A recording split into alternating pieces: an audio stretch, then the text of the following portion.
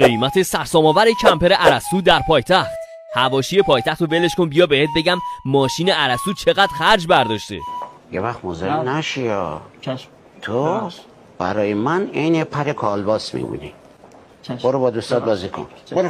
تو سری جدید پایتخت ارسطو سوار یه اتوبوس کمپره که از سری اتوبوس‌های عقابه که با همکاری اسکانیا ساخته شده. این کمپر یه اتوبوس شهری پارسین هست که جزو اتوبوس‌های گازسوز ایرانه. از تجهیزات داخل این کمپر هم نگم برات که به صورت انحصاری توی شرکت RS گروپ انجام میشه و با توجه به تجهیزات داخلش قیمتش کم و زیاد میشه.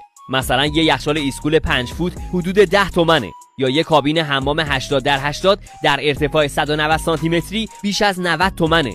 کولر درجاش نزدیک 140 میلیونه. همون یه ذره ماشین لباسشویی 40 تومنه و در کل حداقل باید 600 میلیون خرج کمپر کنی. از 600 شروع میشه به بالا. قیمت اتوبوس هم به صورت دست دوم از 2 میلیارد و 200 شروع میشه، برو تا نسخه های تر و تمیزش که حدود 3 میلیارده. حالا به نظرتون ارسطو خونه بخره بهتره یا با همون اتوبوس بچرخه؟ خونه ندارم ولی این کشتی تایتانی رو دارم. فدای تو فکر میکنی با صفا من نمیتونستم با پول این یه ویلا لباب بگیرم؟